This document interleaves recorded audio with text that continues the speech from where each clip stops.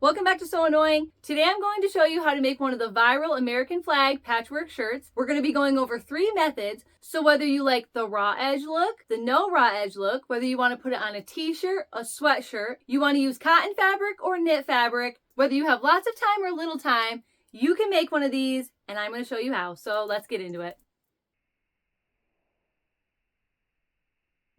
To get started on this project, you'll need some scraps that have been ironed. You need some red, white, and blue. You'll need a piece of fleece or batting or flannel, something that you're going to top stitch down your strips to. And heat and bond light is optional. You could also use Wonder Under. You could use basting spray, something that will help you attach your flag to your garment at the end, but you could also just use some pins as well. We're gonna be kicking things off with a super scrappy, boutique looking flag. So as you can see here, we've got this very, very scrappy. We've used all different fabrics. We have a zigzag stitch on top. It looks wavy, looks like it's blowing in the wind. This is super easy to accomplish.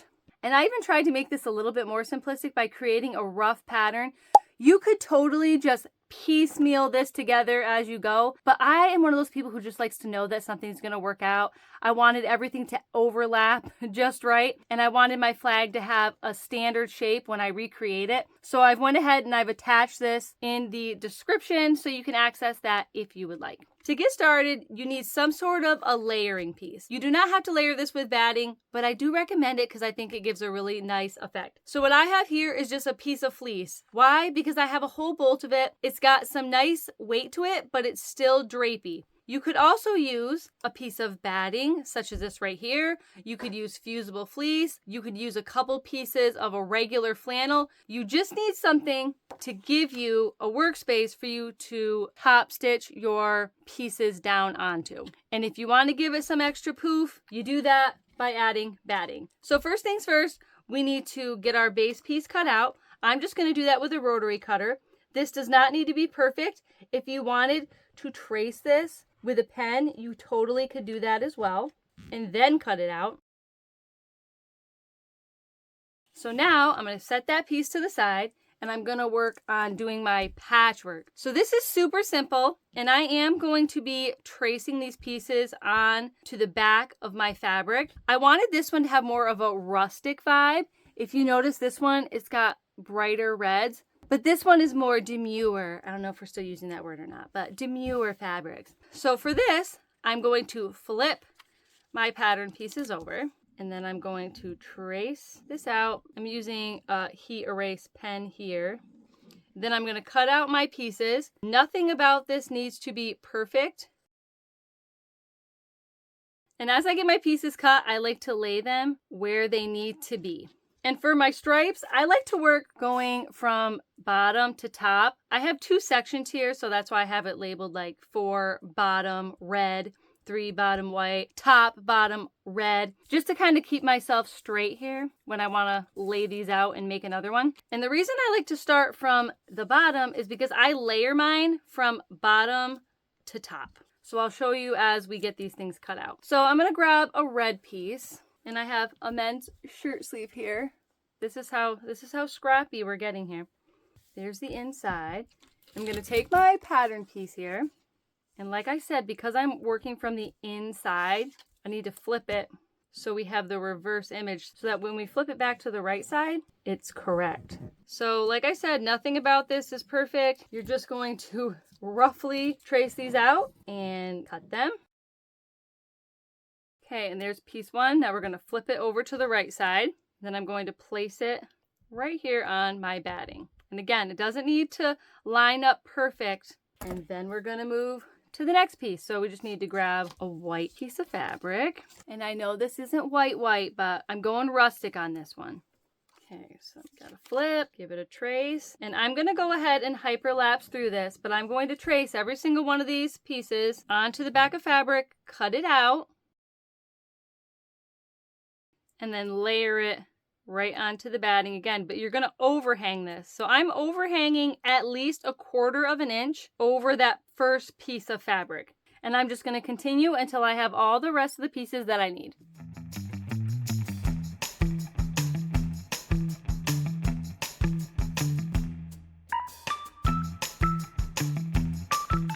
now that we've got our pieces all cut and laid out, we're gonna take that first piece here, make sure that it's going the correct way now that I moved it. And that's what the pattern pieces are good for. And we're just gonna lay that on the top over everything. And then you're just gonna kind of adjust as needed. You just wanna make sure that all these pieces are spaced out and overlapping so that when you run your zigzag over each row, you're catching both of the fabrics. There we go. But I think this one is like super cute and rustic.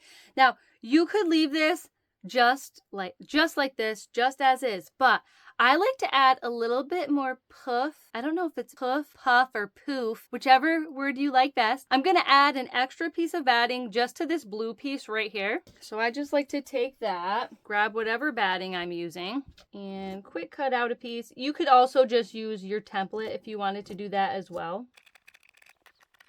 There we go. Now when you go to stitch, you're gonna have a really nice quilted look. What I like to do first is I take this over to my sewing machine and I just run like maybe a cross, or I run a diagonal line 3 times down, whatever you feel like doing, just to get this tacked down to your batting. So on this particular one, I'm just going to do a zigzag stitch, and I am going to just zigzag it at a diagonal here. You could just do a cross, you could do a straight stitch, but I'm going to be zigzagging on these lines and I want it to match. So I'll be right back after I do that at the sewing machine. Okay, now that my zigzag stitching is all done, and see how the batting is just nice and secured to there now, and it looks rustic. If this isn't your style, do anything else you want. Even if you wanted to put just like a basting stitch 1/4 of an inch in here, just to hold it on, whatever fits your fancy. Then we're just gonna place this down right here. Make sure you have everything lined up where you want it. And then I'm just gonna give this a quick iron because it creates a little bit of moisture and static on this fleece, and it holds everything down enough to get it to my machine. Okay, and I've got my iron. We're just gonna give it a quick press with some steam. There we go. And now I'm just gonna pop a pin into this blue part because we are going to be flipping this back when we're at the sewing machine stitching. And if it makes you more comfortable, you can totally pop some pins on these, but honestly I don't find that I need it if I've ironed it, but we'll just put just a few in for some extra security. And this is one of those projects that is so forgiving that if it's like a little wonky, like who cares? It's gonna look fine. Okay, let's head to the sewing machine. Okay, this is the fun part to me. This is where we get to zigzag stitch all of our rows down. So we're going to be zigzag stitching on each row, and we're going to be doing the blue piece last. So we're going to pull this back and out of the way as we go down each full row. We're going to be back stitching at the beginning of the end. It is not meant to be pretty, so who cares what those back stitches really look like? This is totally rustic, boutique-y vibes here. I have my stitch length set at a 4.5 for width, and I have a 1.6 for stitch length. This specific batting does not catch in my machine at all, so I don't need to add any backing piece. If you find your batting is like catching, or you just know your machine best, you can put like a thin piece of muslin behind here. Anything you want just to help your machine sew. A walking foot often helps sometimes. And for the next part of this tutorial, I'm going to be going over a batting that my machine requires to have backing on, or it just will not go through the machine. I like to just start with my first row here, and I am going to go all the way down and do some back stitching, and then I'm going to go back up. I'm not going to like turn my foot and go back this way. I'm going to go back to this way and stitch down. It just helps everything stay nice and flat and not shift. If you spin this around like this and then come back the other way, oftentimes the batting will be a little bit wonky and it just won't lay as flat. So I am putting the edge of my fabric in the center of my foot here so that my zigzag goes onto this fabric and then over to this piece, just like this. So it's catching both fabrics with every stitch. So let's give it a go. And now that we've got one row done, we went all the way to the end, I'm going to go back to the same end I started from for the last row. And I'm going to do the exact same thing. And I'm going to pull my blue piece out of the way as I do my rows. And then the very last thing we're going to do is this blue piece. So let's keep going.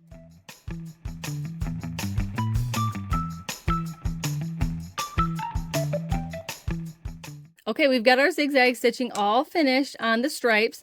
We need to trim up our threads here because they're a mess. Now, what you could do in this very moment in time is run a zigzag stitch right here, just over this portion of the flag, doing the exact same thing we did here, where you're going to let that needle come over here, then go off so that it zigzags off and on, off and on, off and on, all the way around. But what I'm going to do is wait. And I like to wait because when I put this on my garment, I want to give it extra security towards the middle. I don't want to run another zigzag stitch like in the center, which you could do. I'm actually just going to do it while it's on the shirt.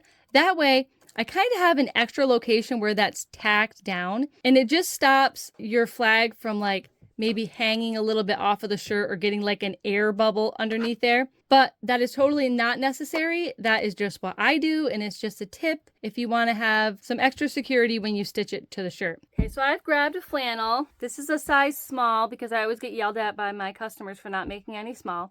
So this is a thrifted flannel, although I believe it was thrifted, new with tags. And I'm just going to place this where I want it on the flannel. Try to get it as centered as possible. And I always try to be mindful when I'm making women's anything that a lot of people have longer hair. So I try to not put the graphic up too high. Try to put it almost like in between the shoulder blades area. So I'm going to put that right there. Measure spacing with my hands a little bit. And now we're just going to go ahead and bond this to our flannel or whatever shirt that you are choosing. And I'm going to use a scrap piece of fabric to lay over top so that my iron doesn't melt on this batting. And we're going to use high heat for me and lots of steam because that's the only way that this is going to fuse. All right, and that's actually all adhered. And now we're just going to grab that blue piece and we're going to put that right back into place. And I'm going to pin this with just a few pins so it doesn't move when I'm at the sewing machine. And there we go. We're ready to head to the sewing machine. Okay, we're back over to the sewing machine and we're almost done. So I have my stitch width still at a 4.5. I have my length at a 1.6. You can play around with your settings to get that perfect zigzag that you like. I am going to start with my blue flag and I'm just going to do this part right here. Back stitching at the beginning and the end. I'm going to have my needle go from this fabric onto the stripes, this fabric onto the stripes, all the way around. So the edge of your fabric is basically inside of that zigzag stitch. So let's give it a go. So when you get to the end here, you can back stitch and then pick a different spot to start stitching around the outside, or you could just leave it here and continue stitching. So I'm literally just going to kind of pivot and start stitching all the way around my flag using that same zigzag stitch. Okay, now that we're back to the beginning of our stitch, I am literally just going to go over my initial stitches, maybe 1/4 inch, back stitch, and then I'm still going to go ahead and pull those threads to the back and tie them off. But now you can see that we've stitched to the inside of our shirt. We have a little bit extra security right here because we decided to top stitch that blue part on right here. So it kind of just gives this extra hold in the middle. In case that heat and bond light fails over time, we still have extra stitches going towards the middle of the panel, which I prefer. I need to trim up the threads here, but here is how our patchwork turned out. As you can see here, you still have a little bit of fray.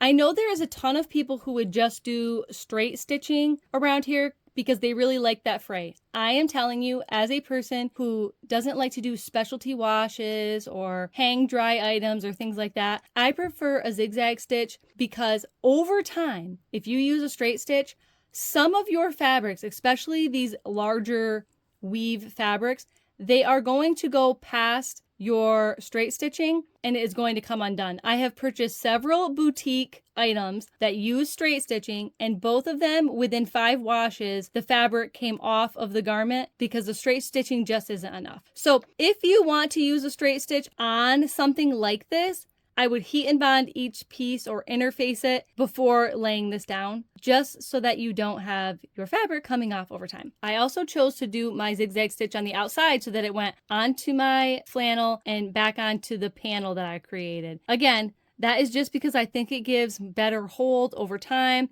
No, you're not going to get that fray maybe, but guys, it still looks rustic. I think that the zigzag stitching does it. And here's our wavy flag looking oh so pretty on this flannel.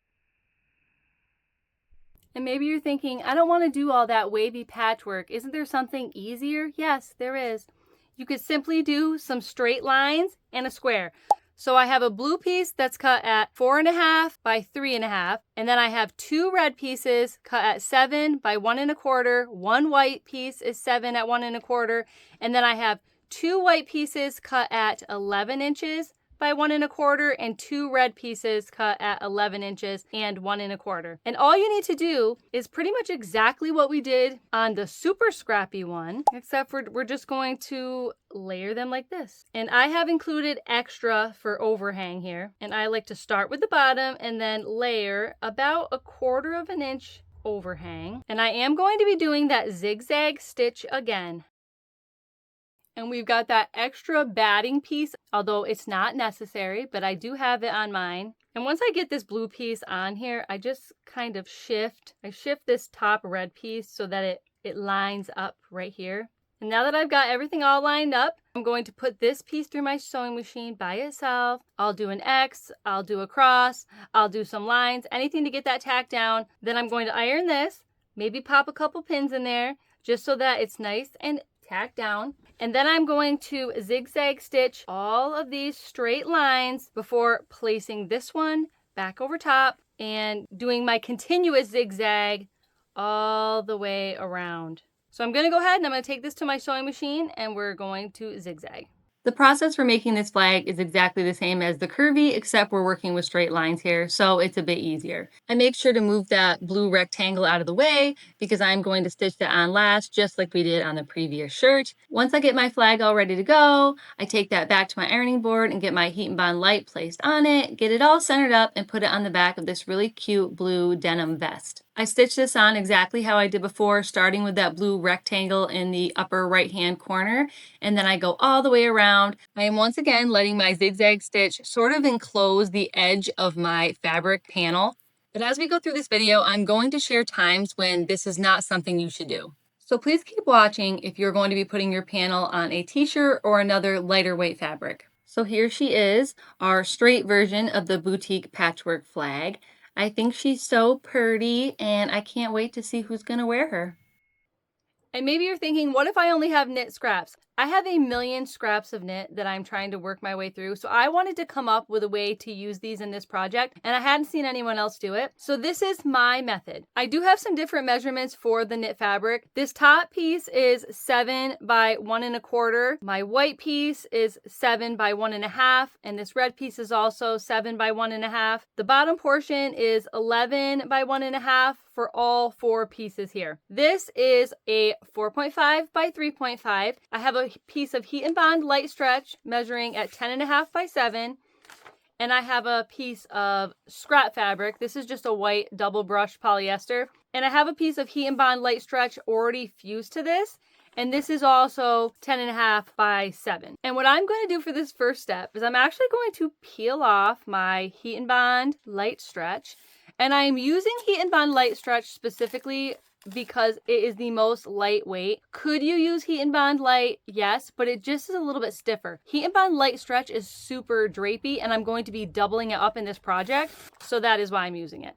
So I am actually going to lay this down and then I'm going to layer my pieces on top of it. And for this specific version made with knit, I like to overhang on the bottom and the sides and the top by 1/4 inch. And I am just eyeballing it, doesn't need to be exact. And then I'm also layering just as we did before with the cotton fabric. I'm letting it overhang about 1/4 inch. You might be wondering why my measurements are different for these strips. I added 1/4 inch to each one, and there is a reason. It's because we're going to be doing a straight stitch and we're going to be stitching this down a little bit differently. And after doing several trial runs, these were the measurements that worked best. So I'm just going to keep layering until this is all complete.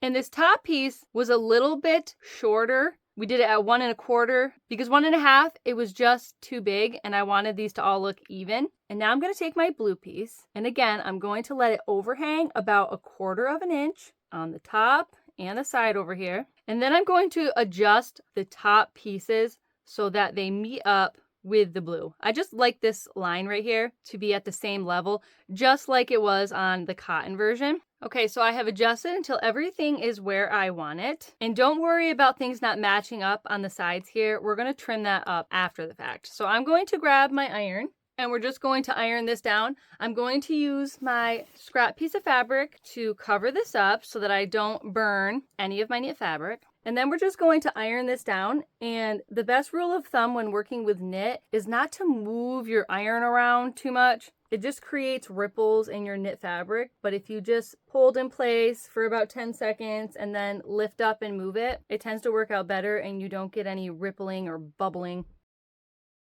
In this knit version, you don't need to use a piece of knit as the backing. I just wanted a lighter weight version for this specific t-shirt that I'm putting this on.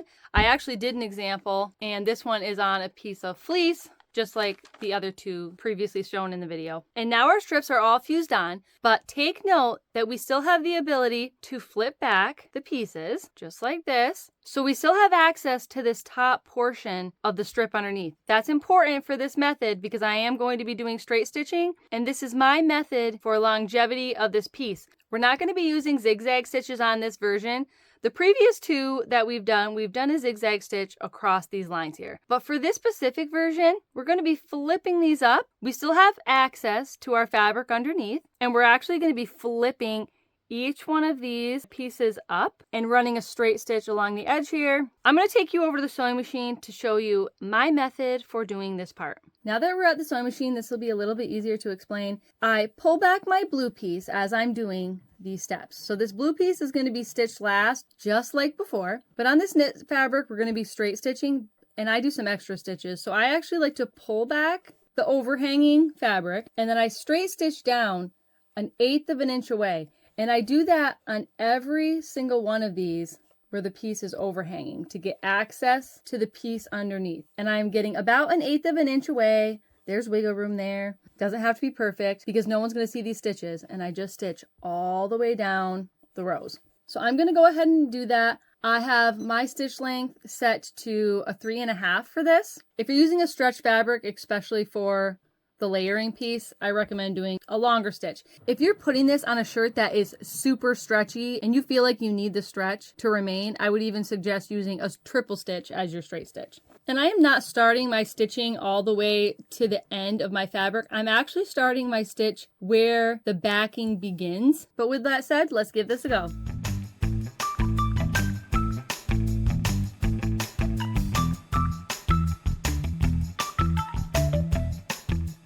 And now that I have stitched down all of those rows, about 1/8 of an inch away, we're going to work on the top stitching that you'll actually see. And I'm going to go ahead and I'm going to trim up these threads first, just so that they're out of the way. And now we're going to top stitch 1/4 of an inch away from this edge. And I'm using my 1/4 of an inch foot to help me do that. We're going to do that on each of the overhanging edges. I'm going to put my stitch length down to about a 3, and I'm actually not going to be back stitching here because I'm going to pull my threads to the back on every row just to have a cleaner look. But if you would like to back stitch, please go ahead and do that. This is just what I'm doing for this specific one. But all right, let's give it a go.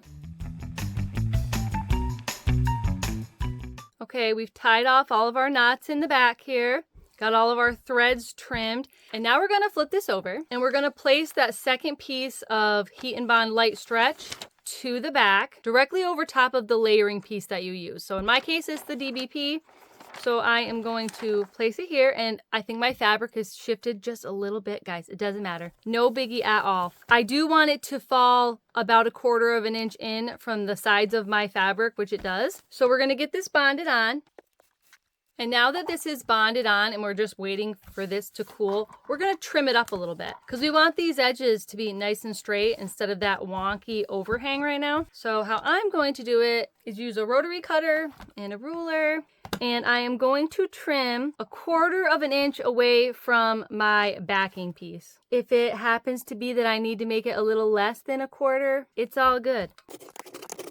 And there we go, it's all trimmed up. We have nice straight edges. And now we're just going to place this on our shirt. And what I have chosen for this flag is this t-shirt dress actually. And this has a lot of stretch to it, and that is why I used my Heat and Bond light stretch, because I just felt like it needed to be a little bit more giving and maintain that stretch. So I went to good old Google, and it says I should be placing this 1.5 inches to 3.5 inches down. I grabbed a couple of my other screen print shirts and found that several of them were 1.5 inches from the collar. So I'm going to place mine at 2 inches. We'll just go middle of the road here. And once again, I have washed and dried all my fabrics. I pretty much do that the minute my fabric comes home, and I've washed and dried my shirt as well. So I'm just going to peel my backing off and get this placed where I want it to be. Once again, I'm using fancy tools for measuring, which is my hands. Okay, I'm happy with that placement, and now we're just gonna grab our scrap fabric, and we're gonna use steam for this Heat and Bond light, and we're going to press before heading to the sewing machine and getting this stitched on. And now that this is all bonded on, I'm going to be taking this over to the sewing machine. I'm going to be using a 1/4 inch seam allowance, starting here, just like we did on the other 2 flags. And we're going to be stitching a 1/4 inch to the left of the edge of this blue flag. And we're going to be following this path and then continuing and going all the way around the flag until we get back to this point. I'm going to use my triple stitch here. I think you could get away with using a straight stitch with a longer stitch length. It just depends on how stretchy your t-shirt is. Mine is very stretchy. These fabrics are very stretchy. I used Heat and Bond light stretch, so I want to maintain that stretch. Let's head to the sewing machine. Okay, we're back at the sewing machine. I've got my triple stitch on. I've got mine maxed out to a stitch length of 5. So this stitch takes a little longer, but I'm going to do just what I said. We're going to start at the upper right corner of the blue flag using a 1/4 inch seam allowance and going all the way down across to the left side of the blue flag and then all the way around. And once again, I am choosing not to do a back stitch here. I am going to be pulling my threads to the back and tying them off in a knot when we're all done. Let's do this.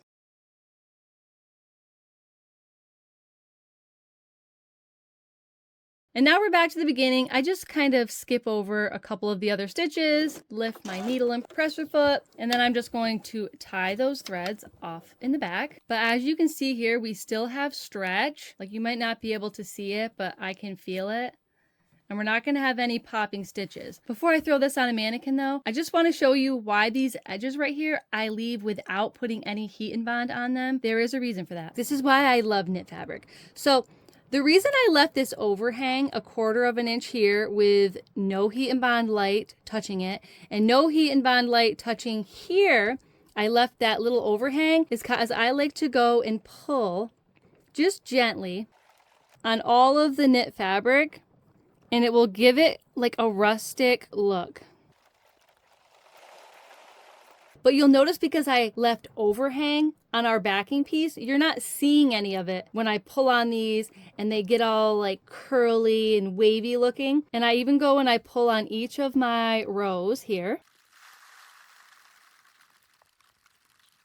And there is our knit flag all complete. And every time you wash it, it's like this will just get a little bit more ripply. And I just love the way this looks. This is actually my favorite version and the only version that I'll use that straight stitch on because I don't have to worry about the fabric fraying past that stitch line. So if you're a knit girly and you got a lot of scraps, this would be the method for you.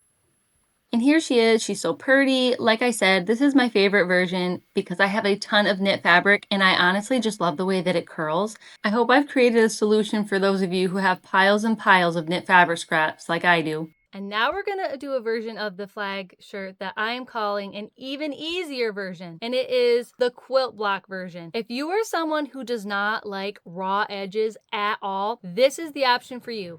I think there's going to be a brawl in the comment section over which one of these methods are actually easy, easier, and easiest. But I'm calling this easier because if you're a quilter, this is going to be easier for you. And I've done a very simple quilt block that I just created myself. And I have it laid out on a piece of cardboard that I can easily transfer to my sewing machine. But I have this piece cut at 4.5 by 3.5. I have 2 red pieces cut at 7 by 1.5. 1 white strip cut at 7 11 by 1.5. And then I have 2 white strips cut at 11 by 1.5 and 2 red strips cut at 11 by 1.5. We're going to be putting this quilt block together in 3 sections. I'm calling it section 1, section 2 when we put these 2 pieces together, and then section 3 down here. So I'm going to take this over to the sewing machine, and I am going to be laying my pieces on top of one another, lining them up, and sewing at 1/4 inch seam allowance. And well, I think you'll get a better idea once I go to the sewing machine and show you what I'm doing.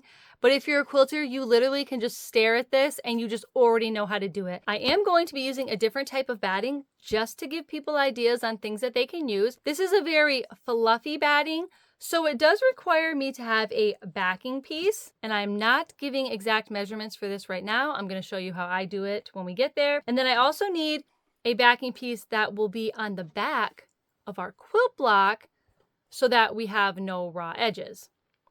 But for now, let's head to the sewing machine and let's get our quilt block made. So we're basically just going to take this top piece, we're going to fold it down, and then we're going to stitch right along this edge at 1/4 inch seam allowance. And I do like to backstitch at the beginning and the end. So I have my stitch length set at 2.5, and I'm just going to go ahead and I'm going to sew this strip together, and I am going to backstitch at the beginning and the end. And now that this piece is sewn together, we're just going to grab our last top strip here, and we're going to place it with the white against it, and we are going to sew these together. And there is our top portion. We're just going to sit that right up here. And I'm using directional fabric somewhat because I want my anchors to be going the right way. So we're going to sit that up there, and now we're going to work on this lower portion, and we're going to do the exact same thing. And now we're down to just 3 pieces. So we've got our top stripes, our bottom stripes, and our rectangle here. I'm going to be taking this over to my iron, and I am going to be pressing my seams towards the red strip. And you can press your seams all going one way. You could open your seams up, like instead of pushing them all to one side like this, you could open them up. I am just going to push them towards the red, and then I'm going to top stitch along the red. So let's head to the iron. Okay, I've got my iron all warmed up, and now we're just going to make sure that we have our threads trimmed because we don't want any threads hanging out behind here. So I'm just going to trim those off quickly. And now we're going to be pressing our seams towards the red because that's what I want to do for my project. But if you want to press your seams all going like in one direction, please go ahead and do that. I know some of you quilters are probably cringing the way I cut this plaid. Please forgive me. I did not do it like by the lines on the fabric. So I'm just going to continue pressing my seams towards the red. And yes, this is wonky over here. That's okay. We're going to trim it up, but not yet. Okay, now I'm going to take these 2 pieces back over to the sewing machine, and I'm going to give them a top stitch. So I have my seam pushed towards the red, so I'll be top stitching here. I'll be doing it again here, and I'll be doing it here, here, and here. I just love top stitching. I love seams being tacked down. Even if I am so pressed for time, I hardly ever skip top stitching. So let's go do that. For my top stitching, I have my stitch length set to a 3.2. You can totally choose whatever fits your fancy for that. I'm going to be top stitching 1/8 inch away. And again, I'll be doing that on the red fabric because that is where I have my seam pushed towards. Okay, we've got both of those seams top stitched. Now we are going to do our lower portion. Okay, now our lower portion is top stitched, and I am going to then take my blue rectangle, and this should be pretty close to lining up perfectly, and it is. I'm going to go ahead and I'm going to stitch these 2 pieces together using a 1/4 inch seam allowance as well. Back stitching at the beginning and the end. And I'm making sure that my stitch length is back to a 2.5, getting rid of that top stitch, and here we go. Now that we have these 2 pieces together, I'm going to keep this seam allowance pushed towards the blue fabric, and I'm going to give this a quick iron. I'm not going to top stitch yet though. All right, so we've ironed this so that our seam allowance goes towards the blue. Now I'm going to grab our bottom half of this flag, and we're just going to put these pieces together now. And just like all of the rest, we're going to be using a 1/4 inch seam allowance.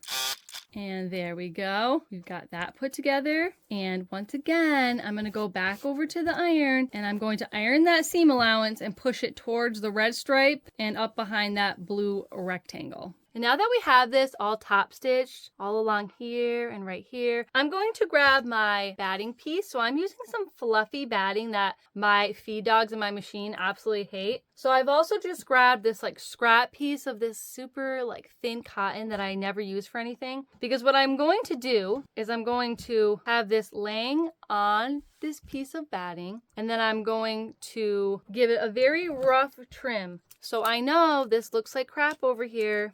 It won't. We're not ready to trim it down yet. But I'm going to trim down this batting, but it's not going to be perfect right now. All right, we're all trimmed up. Then I'm going to take this scrap piece of cotton fabric and I'm going to lay this on top, right like that. And I'm going to throw a couple of pins in here to keep everything in place.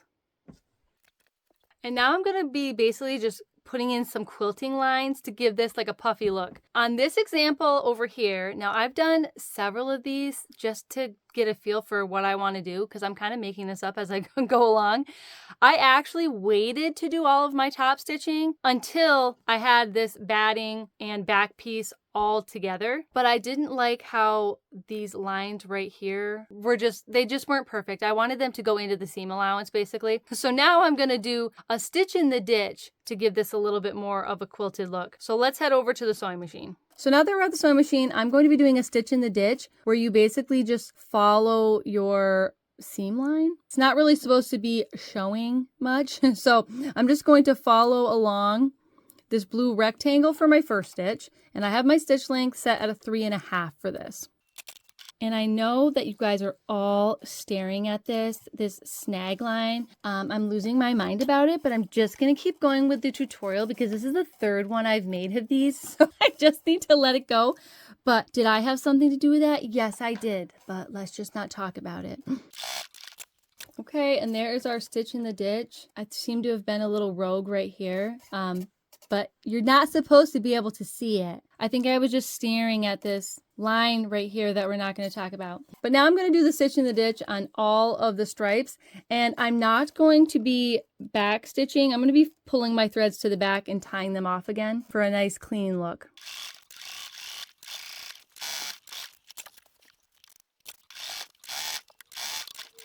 And there it is, all done with a stitch in the ditch. And I can't even handle this snaggy thing here right now. So I almost wish I would have done the swirly, but I must let it go or this tutorial is not going to come out until 2028 and nobody wants that. So let's continue. Let's get over to the cutting board and let's get this all trimmed up. And for those stitches that I started right here, I've just pulled my threads to the back so that I didn't have any back stitching right there. And I'm just going to go ahead and I'm just going to quickly tie those off. And now we can get this all trimmed up. And I'm going to grab my backing piece because when I can save time, I save time. I'm going to put my backing piece right behind it. I gave myself lots of extra on that scrap so that when I lay this over top of it, I can get everything squared up at the same time. So in a perfect world, this will be 11 inches across and 7 inches tall. If it doesn't work out to that, it's okay. It can be a little less, it could be a little more. We're basically just working on getting everything squared up here. So I am just placing my ruler basically along my shortest strip over here. And then just to make sure that it's nice and square, I'll place that straight edge along one of the grid lines on my ruler, and then we'll start squaring up the rest. And this turned out to be exactly 11 by 7. So now I'm just going to grab my backing fabric. It doesn't need to be anything that even matches. You're barely going to see any edging on this, but we just need a piece that is going to back this. So I'm going to place right sides together, and then I'm just going to clip this entire thing together and throw a couple pins here in the center to keep everything aligned. And now we're ready to head back to the sewing machine. And now we're just going to sew this piece together, but we're going to leave an opening so that we can turn it inside out. So I'm going to make my opening 3 inches. I'm going to start at this first clip right here. And I'm going to be sewing at a 1/4 inch seam allowance all the way around. I've got my stitch length set back at a 2.5. So let's get to it. Okay, and we're back to the point of that 3 inch-ish opening. So we're just going to give it a little back stitch. Now we're going to take these pins out, trim our threads, and then I like to trim my corners and get some of that bulk out of there. before we flip it inside out. Just don't get too close to your corners. So reach up towards the top of one of the corners and just pull this out. If you leave yourself a big enough gap, it's very easy. And then we're just going to take our fingers and poke those corners out the best we can before getting a little tool to help me really poke those corners out. I'm going to grab my elastic threader to help me get those corners out. Do I have a tool that actually does this? Yes. Can I find it? No. So this will do. I see people often use their scissors to do this. I'm just not that brave. I know me. I can't even make something without catching it and creating a little hole. So no scissors for Jenna. Okay, so we got those corners poked out. Let's head back over to the ironing board, get this all pressed, make sure our edges are nice and crisp and that our hole right here is nice and closed up. And then we'll get this prepped and ready to put on a shirt. Okay, we've got our iron heated up again. And now we're just going to kind of like roll out these seams at the side just to get this nice and flat. And the most important part to get nice and crisp and flat is this opening here. So I make sure that it's nice and tucked in and flat. Then I give that a super good press. And I make sure to clip it immediately after. I just want it to stay. And there it is. It's all ironed and it's ready to put onto a shirt. So our final measurements, once this has all been sewed up, is 10 by 6.5. But it's ready for some Heat and Bond light. So I just grabbed a piece of Heat and Bond light. You could use Heat and Bond light stretch as well. I just would not use heavy on this. You could also just pin this to whatever garment you're using, but I just like the extra security of using this when I take it to the sewing machine. So I am just going to quickly adhere this. And now we're just going to let this cool before peeling off the backing and placing on our sweatshirt. I really want to use a white sweatshirt to put this on, but I know how I am as a person and I would have that stained in about 2 seconds. And I always think of it from a customer's perspective. So today we're going with a gray sweatshirt. Okay, we've got this placed on the sweatshirt. Now that this is all centered up, we're just going to get this bonded. And due to the thickness of our materials, like our batting, we're going to have to give this some high heat and maybe even a little bit of steam. Okay, now that this is all bonded on, we're ready to take this to the sewing machine. Okay, so I've got my sweatshirt placed under my sewing machine foot. I've added some extra pins because that Heat and Bond light just really does not want to stick all that well, but that's okay because I'm going to give it a press at the end, but I'm going to do it from the inside of the sweatshirt, and that should do the trick. But right now, I am going to just sew 1/8 of an inch with a 3.2 for my stitch length. I'm going to go all the way around and I'm going to go ahead and I'm going to give it a back stitch at the beginning and the end.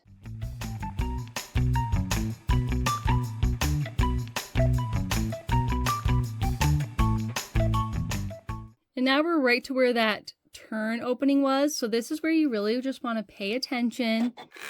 Make sure that it's closed and everything is lined up. Probably the longest part of this process is just making sure that the back side of your sweatshirt is out of the way so that you don't stitch over it. But let's keep going because we are almost finished. And when you get to the end, just go over your initial stitches by a few and then back stitch. You can also tie off your threads back there, like I said. And sometimes I back stitch and just as extra precaution, I'll pull the threads to the back and tie them off. But we are all done with our no raw edges quilt block sweatshirt. Let's throw it on the mannequin. And here she is in all of her cozy glory. I just love how polished this one is. It's perfect for someone who likes a nice, neat, crisp finish. And now we finally made it to the easiest version. This requires the least amount of time, the least amount of supplies, and the least amount of stitches. So if you're anything like me and you're heading to a barbecue and you should be getting all of your food prepped and bags packed, but instead you're gonna go to your sewing space and make yourself something to wear, this is the one that I would be making. For this, we're gonna use a t-shirt. This is one I just grabbed from Walmart in the men's section. I love these. They're like a poly-ran cotton blend. We have a 4.5 by 3.5 blue square. We have a 10.5 by 7 piece of red fabric. We have a thin flannel for a backing. You could use anything you wanted for the backing. I would go thinner though if making a t-shirt, and we'll kind of talk a little bit more about that later. But again, that is just a 10.5 by 7 piece of flannel. And we have a 10.5 by 7 piece of Heat and Bond light stretch. You can also use Heat and Bond light or Wonder Under, anything you've got handy. I am simply using the stretch version because it is the most lightweight, and this t-shirt is pretty lightweight. And lastly, we have some lace. This specific lace is 1 inch. So to get started, we're just going to take our backing piece and we're going to lay that right side up or back side. Doesn't really matter. We're just using it to stitch on top of. But we're going to lay that down. We're going to put our cotton piece directly over top of this. Then we're just going to place this blue square right up in the corner so that we can get our pieces cut for the lace. We're not measuring here or anything. We're just making sure that we have some overhang over the blue piece and overhang on the side. I'm using 2 pieces of lace at the top portion of my flag, and then I'm going to use 2 pieces at the bottom. And now we're just going to get our pieces spaced where we want them. I like my lace scallops to hit the bottom where this rectangle piece is. So I just try to line that up best I can. If you want to draw some chalk lines to make sure that these are nice and straight, you can do that too. I'm just going to place mine on the flag and then flip where I want them to be. And then I kind of work on straightening it up once I get to the sewing machine. I'm going to pop a couple pins on my lace.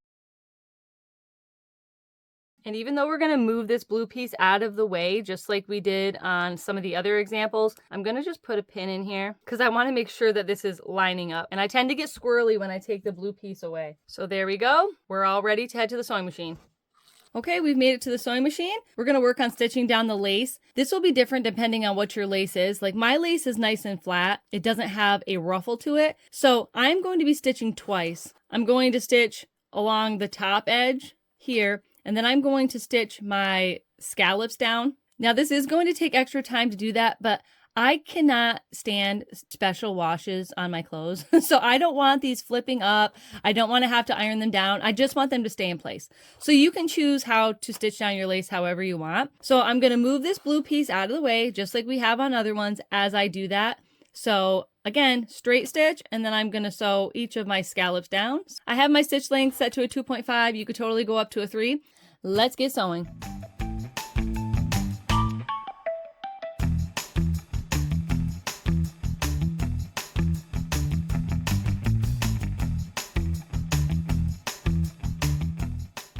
And now that we have our lace all sewn on, we're going to trim up these threads and head back over to the cutting table and get this prepped to put on our t-shirt. Okay, we're back over to the cutting table and we're just going to get everything all trimmed up. So I need to get my threads clipped. And now we just need to get our lace all trimmed up.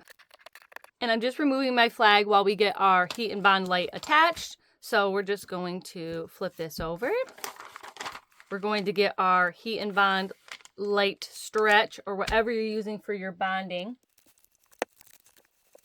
Okay, and now that we have our Heat and Bond light stretch adhered to the back, I'm just going to go ahead and trim it up a little bit. We're all trimmed up, and now we're just going to place this on our shirt. Now we're just going to peel off this backing, and we're going to get this all bonded to our t-shirt. I'm going to put mine down about 2 inches from the collar right here. Okay, once that's all centered, I'm just going to get my protective cover, and we'll get this all bonded down. Okay, now that that's all adhered, we're going to put our blue piece back on. And now we're just going to head to the sewing machine.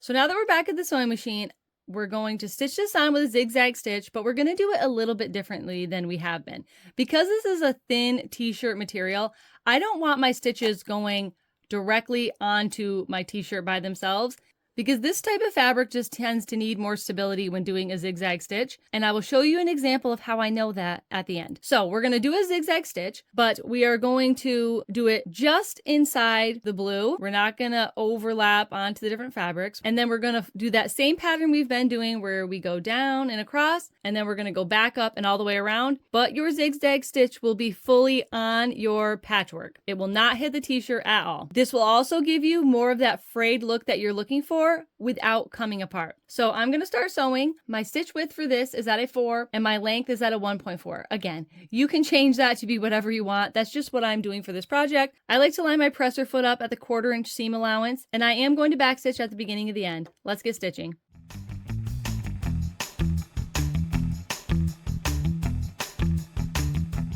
So now we're back to the starting point on our large rectangle. I like to go over my stitches about a 1/4 inch, backstitch, and then I'll lift my presser foot, and then just out of paranoia, I'll probably pull this thread to the back and I'll tie it off. But this t-shirt is all done, and that's like a half-hour make. Probably could even be done in 20 minutes if you were super speedy. Let's throw this on a mannequin and see how she looks. And boom, we have a beautiful, girly, frilly make that took under 30 minutes. And before moving on, I just wanted to show you what those zigzag stitches look like when they fell directly onto the t-shirt. It just created larger holes than I want. Even though I was using the correct needle, even though I reduced my tension, I just think that the weight of this t-shirt wasn't enough to support this applique. So my recommendation when working with a thinner garment like a t-shirt is to stitch directly onto the applique itself, and that way you won't have any of those extra large stitch holes. And that concludes the tutorial for the American flag patchwork shirt. Now I have a pile to sell for my small business, which is very exciting because I'm so pressed for time. I hope one of these versions fits your fancy, whether you like that wavy American flag look, whether you need something that's quick and easy, whether you have a pile of knit fabric to work your way through. Maybe you're a quilter who just loves a good quilt block and no raw edges. One of these versions is going to look so cute on you. I'm going to put a post up in the community section of So Annoying, so I would love to see your make if you feel like sharing it.